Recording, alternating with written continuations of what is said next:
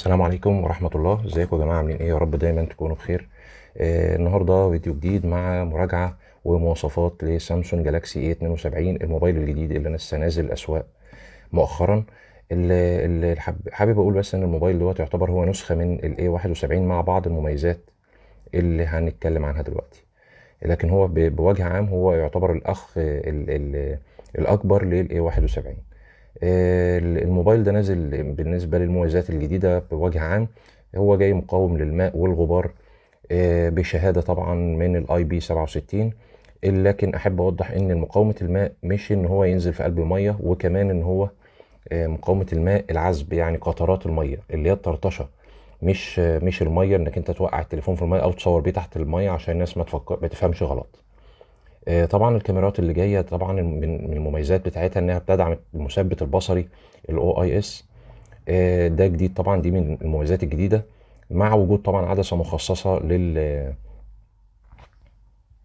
للزوم. البطاريه بتاعته قويه جدا كبيره، شاشه طبعا سوبر اموليد كبيره واللي هتدي لك تجربه ممتازه. اللي جايه بقى طبعا الاختلاف برضو من ضمن المميزات انها جايه بتردد 90 هرتز. هنتكلم على المواصفات بتاعة الموبايل بشيء من التفصيل يعني.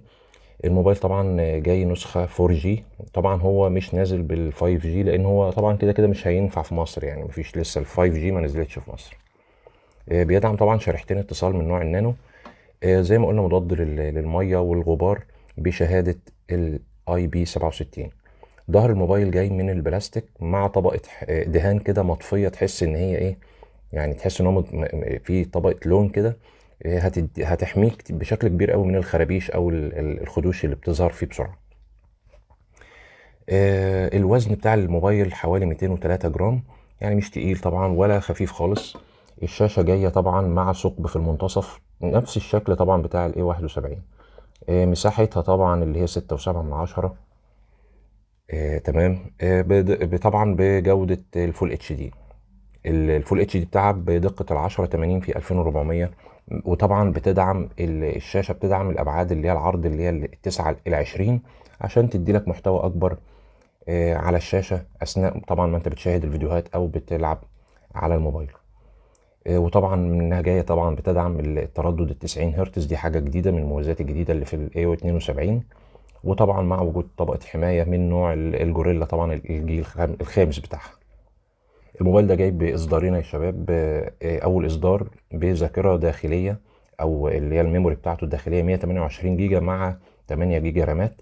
والاصدار التاني جاي بذاكره 256 جيجا مع رامات 8 جيجا. طبعا بيدعم انك تزود الذاكره التخزينيه بتاعته او السعه بتاعته ل1 تيرا بايت. ولكن مع الاسف يعني في الاصدار ال 72 ان انت هتستغنى عن الشريحه التانيه، يعني عشان تحط ميموري جديد تانيه بالاضافيه للموبايل هتستغنى عن شريحه من الاتنين.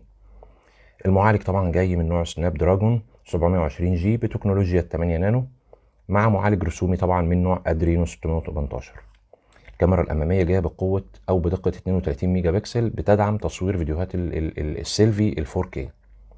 الكاميرا الخلفيه جايه بارزه شويه عن الظهر، باربع كاميرات. الكاميرا الرئيسيه بتاعتها 64 ميجا بكسل، زي ما قلنا بتدعم تثبيت الصوره لاقصى حد ممكن، خصوصا وانت بتصور الفيديوهات.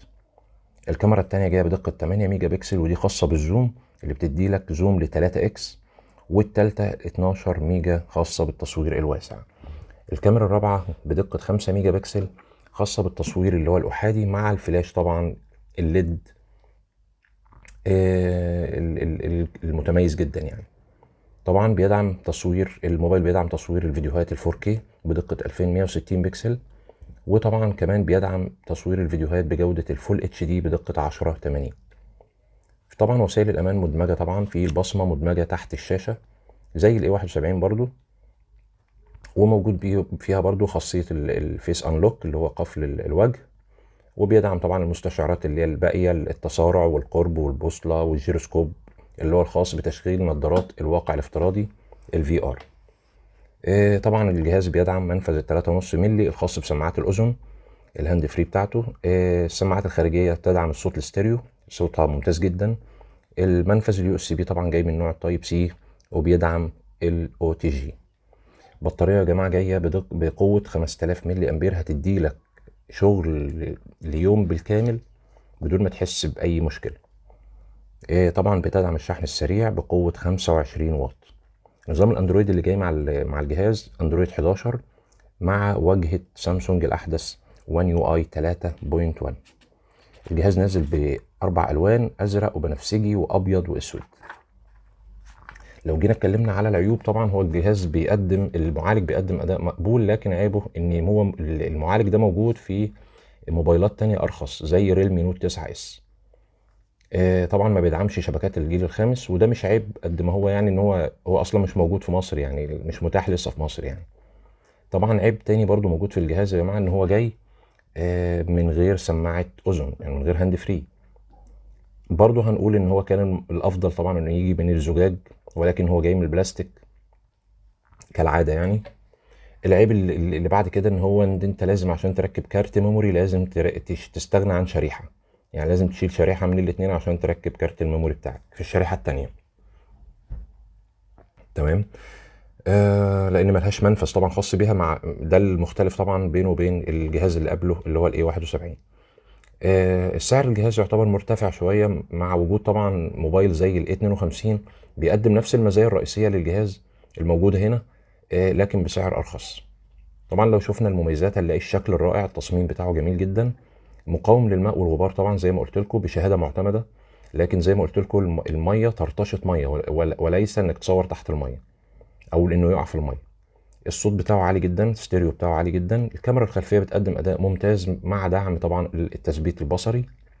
بيدعم خاصيه الزوم 3 اكس بدون فقدان اي تفاصيل في الصوره، يعني انت تقدر تعمل زوم لحد 3 اكس بدون ما تفقد اي تفاصيل في الصوره بتاعتها.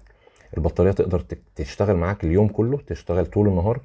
الشاشه طبعا السوبر اموليد الجميله جدا مع الثقب الصغير مع طبقه الحمايه، بالاضافه لان هي بتدعم ال 90 هرتز، وده الجديد اللي في الجهاز ده. طبعا هتحصل على اداء مميز جدا، خصوصا هتحس بالالوان وروعتها. السعر بتاع الجهاز يا شباب نازل مصر بالنسبه للنسختين. النسخه ال 128 جيجا مع ال 8 جيجا رامات نازل بسعر حوالي 6700 جنيه. اما النسخه ال 256 جيجا مع ال 8 جيجا رامات جايه بسعر ال 7500 جنيه.